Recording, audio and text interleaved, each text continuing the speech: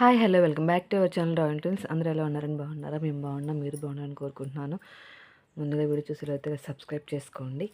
First of all అయితే నేను gas వెలిగించుకొని కళాయి పెట్టుకున్నాను. దాంట్లో నేను బచ్చలాకు వేసుకున్నాను. అంటే నేను ఈవినింగ్ టైం చేశానండి, అందుకే కొద్దిగా సరిపోతుందని కొద్దిగా ఆకే తీసుకున్నాను.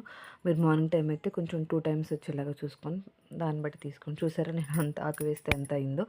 సో బచ్చలాకుని బాగా రోస్ట్ చేసుకున్న తర్వాత దాంట్లో అదే ప్యాన్లో ధనియాలు, జీలకర్ర, కొంచెం వెల్లుల్లి, కల్లుప్పు, చింతపండు, ఇవన్నీ కొంచెం లైట్గా మెంతులు కూడా వేసుకోవచ్చు. అంటే మీరు తినేదాని టేస్ట్ని బట్టి చూసుకొని.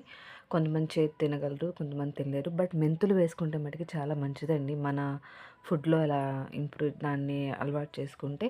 చెప్పాను కదా, చింతపండు, కల్లుప్పు, వెల్లుల్లి ఇవన్నీ వేసి దీన్ని కూడా డ్రై రోస్ట్ చేసుకోవాలి.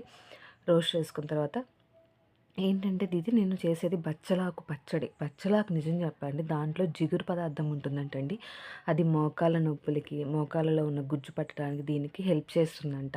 నొప్పులకి, బోన్స్కి, వీటికి ఒకసారి ట్రై చేయండి. బచ్చలాకుతో ఎప్పుడు మనం పప్పులోను, పులుసులోనే వేసుకోవడం కానీ ఇలా పచ్చడి ఎప్పుడు చేసి ఉండం కదా. ఒకసారి ట్రై చేయండి, నిజంగా చాలా బాగుంటుంది. నేను చేస్తూ ఉంటాను అప్పుడప్పుడు. ఒక్కోసారి ఎండుమిర్చి కూడా వేసుకోవచ్చు. నేను ఈసారి పచ్చిమిర్చి వేసాను, ఒక 4 పచ్చిమిర్చి. అంటే నేను తీసుకున్న ఆకే 4 పచ్చిమిర్చి సరిపోతుంది. అది కూడా పిల్లలకు కూడా పెడతాం కాబట్టి నేను లైట్ కారమే తీసుకున్నాను. లైట్గానే వేసుకున్నాను పచ్చిమిర్చి కూడా. కరివేపాకు అంటే మనం డైరెక్ట్గా వేసుకోవచ్చు. నేనేంటంటే వాళ్ళు తీసి పక్కన పడేస్తున్నారని ఇలా పేస్ట్‌లో అంటే పచ్చట్లోనే వేద్దామని అలా రోస్ట్ చేశాను. సో అన్నీ మిక్సీ జార్‌లో వేసుకోవాలి. డైరెక్ట్‌గా బచ్చలాకు ఫస్ట్ వేయొద్దండి. మీరు ఫస్ట్ ధనియాలు, పచ్చిమిర్చి, జీలకర్ర, చింతపండు ఇవి ఉన్నాయి కదా, వెల్లుల్లి, వీటి మొత్తాన్ని ముందు మిక్సీ పట్టుకున్న తర్వాత అప్పుడు బచ్చలాకు వేసుకోండి. ఎందుకంటే బచ్చలాకు వెంటనే మెదిగిపోతుంది.